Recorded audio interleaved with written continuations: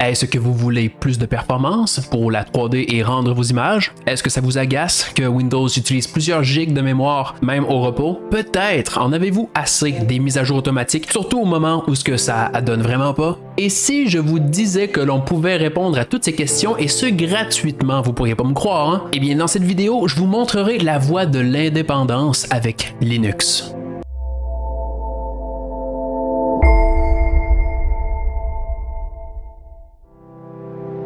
Vous avez certainement entendu parler au moins une fois de Linux si vous êtes dans un métier qui nécessite l'utilisation d'un ordinateur. Et peut-être que l'opinion que vous en avez est que c'est mauvais, difficile, compatible avec rien, et que vous, artiste 3D, 2D ou juste les arts en numérique généralement, jamais vous ne pourriez utiliser Linux. Eh bien moi je peux vous dire que j'ai cette opinion pendant longtemps et depuis maintenant presque 2 ans, je n'utilise que Linux pour faire mes travaux et j'ai maintenant officiellement été libéré de Windows.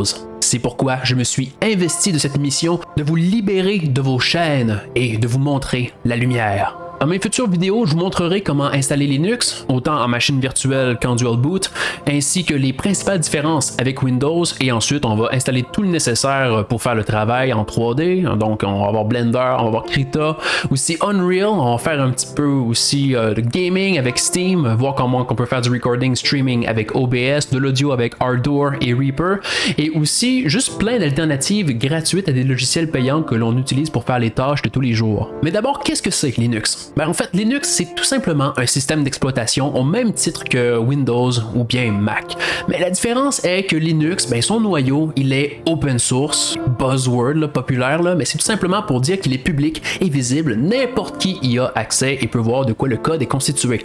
Au contraire de Microsoft et Apple qui, eux, font des OS, donc des systèmes d'exploitation toujours propriétaires, donc qui sont fermés, impossible de voir le contenu du code, qu'est-ce qui s'exécute sur la machine et peut-être savoir si certaines lignes sont malicieuses ou peut-être utilisées à de mauvaises fins. Mais pourquoi je devrais abandonner mon confort pour apprendre Linux? C'est juste beaucoup plus facile que l'on pense. Je vous le dis, c'est vraiment pas si compliqué qu'on peut le croire. Pour les artistes 3D, ce qui est super bien, un gain de performance super important, autant dans n'importe quel logiciel, mais surtout dans les rendus 3D, tout est juste beaucoup plus rapide, on produit juste plus vite. Mais il y a aussi que les systèmes Linux sont toujours beaucoup plus légers qu'un système Windows. Par exemple, de base, Windows est environ une installation de 30 GB sur le disque dur, tandis que mon système Linux ne pèse que 6 GB, donc vous voyez la différence de poids. La sécurité est également améliorée parce que Linux est toujours beaucoup moins populaire que Mac et Windows, donc il existe simplement moins de virus, et parce que les systèmes Linux placent l'utilisateur en son centre, vous serez libre de faire les actions que vous voulez sur votre machine, vous n'aurez pas à tout le temps à lui demander la permission si vous pouvez faire certaines actions, nanana. Juste pour vous dire à quel point qu'on est libre, on peut supprimer tout le contenu du système en pleine utilisation et jamais qu'on va vous tanner avec ça. Mais ça, faut pas faire ça.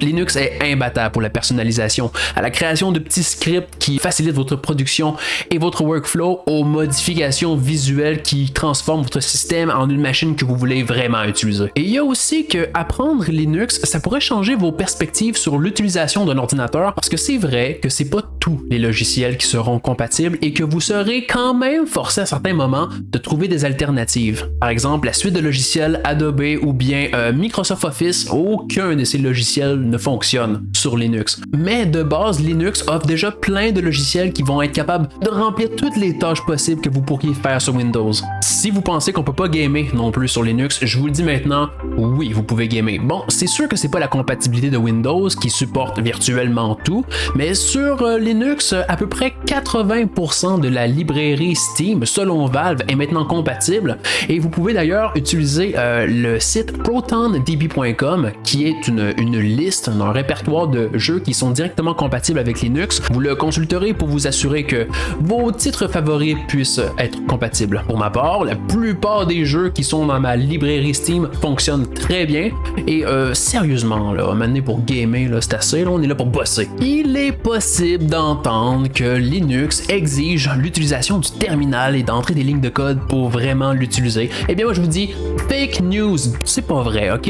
Vous pouvez faire tout ce que vous faites sur Windows avec Linux sans jamais ouvrir une fois les commandes de terminal. Je vous dis, c'est vrai, vous n'êtes pas obligé de l'utiliser. Par contre, si vous êtes encore en train de regarder la vidéo, c'est que vous avez quand même une curiosité suffisante à vous laisser guider tranquillement vers le terminal et débloquer vraiment le plein potentiel de Linux. Mais il y a aussi que dans un monde où les compagnies de plus en plus louent leurs logiciels, parfois à des prix exorbitants, ou que d'autres équipent leur système de portes dérobées, ce qu'on appelle les backdoors, pour faire des modifications à votre système sans votre consentement, siphonner vos données, puis on sait pas, peut-être les vendre, et également, bien sûr, vous surveiller.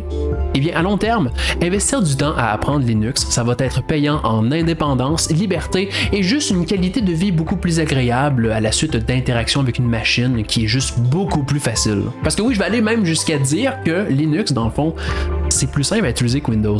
Bon, tout ça c'est super cool, là, mais j'ai entendu parler de Ubuntu, Elementary, Mint OS, Arch, mais qu'est-ce que c'est que tout ça? Tous ces systèmes sont basés sur le noyau de Linux. Et toutes ces variations, c'est ce qu'on appelle des distributions, des distros, des fois ce qu'on voit sur Internet, sur les forums. C'est une sorte de saveur à votre système. Ça vient avec un habillage graphique, une suite d'outils et juste un workflow souvent qui accommode une tâche en particulier. Il existe maintenant plus de 300 distributions officiellement supportées, maintenues et améliorées par différentes communautés en ligne, mais les plus populaires sont très certainement Ubuntu, Elementary OS, Arch, Linux Mint et la plupart d'entre elles d'ailleurs sont gratuites. Ubuntu, une distribution basée sur Debian, une autre saveur de Linux, est probablement la distro la plus populaire pour commencer. L'expérience de base, ça ressemble à Windows ou un peu à Mac, ce qui fait que c'est souvent la distribution qui est idéale pour commencer. D'ailleurs, c'est sur cette distribution-là que j'ai commencé à apprendre Linux. D'autres, comme Elementary OS, ne sont pas gratuites, demandent une petite contribution et offrent une expérience similaire, un peu comme l'utilisation d'une machine Windows ou bien un Mac. D'autres distributions offrent des avantages différents. Par exemple, Arch, une distribution très populaire qui vise à être le plus minimaliste, simple possible, est très fiable et stable. Et aussi, elle offre le AUR, le OR, c'est une sorte de dépôt de logiciels qui peuvent être directement installés et il y a vraiment de tout, là. Il y a des trucs pour la 3D, il y a des add-ons pour Blender, on peut faire des textures, outils de conversion variés, bref, c'est vraiment une sorte de mine d'or. Par contre, c'est une distribution qui requiert un long processus d'installation. Il faut entrer des lignes de code manuellement pour vraiment bâtir sa machine de la fondation jusqu'à la toiture. Et ça peut prendre du temps et vraiment refroidir beaucoup de gens qui voudraient apprendre Linux. Manjaro, la distribution que j'utilise présentement, est une distro qui est basée sur Arch. Donc, elle a exactement tous les mêmes avantages, mais elle bénéficie d'une installation qui est facile et rapide. C'est sur cette distribution que je vous ferai connaître Linux, mais sachez qu'il n'y a pas vraiment de bonne ou de mauvaise distribution pour commencer, parce qu'au final, elles se ressemblent tous et tant aussi longtemps que vous apprenez Linux, ce n'est pas du temps qui est perdu. Par exemple, Manjaro serait pour moi la distribution que je me recommanderais à mon moi du passé si tout était à refaire. Finalement, beaucoup de ces distros viennent avec une interface graphique et ces interfaces-là viennent avec une certaine saveur. C'est ce qu'on appelle les desktop environment. D'ailleurs, Manjaro vient en 3 saveurs de desktop environment. On a GNOME, KDE et XFCE. GNOME, en fait, c'est une interface qui est super slick, moderne. Ça fait penser un petit peu à Windows. C'est super populaire. Il y a aussi KDE ici qui s'appelle Plasma. C'est la même chose un peu, très moderne, un petit peu différent à quelques différences près. Et il y a XFCE, en fait, qui est pas du tout sophistiqué, c'est minimal mais performant, puis ça fait la job.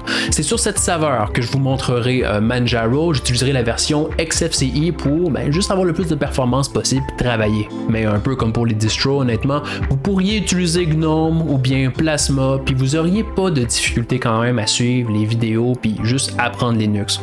Dans la prochaine vidéo, nous verrons comment installer Linux dans une machine virtuelle. C'est parfait pour essayer le système sans l'installer sur votre disque et ainsi qu'en dual boot, donc d'avoir Windows d'un côté et Linux de l'autre et avoir les deux partitions qui sont accessibles. Si vous avez aimé la vidéo et que vous êtes prêt à devenir des Linux Chad, aimez, abonnez-vous et laissez-moi en commentaire aussi. Dites-moi si vous avez déjà utilisé Linux et sur quelle distribution. Joignez aussi le serveur Discord pour jaser de 3D et de Linux et moi je vous dis à la prochaine.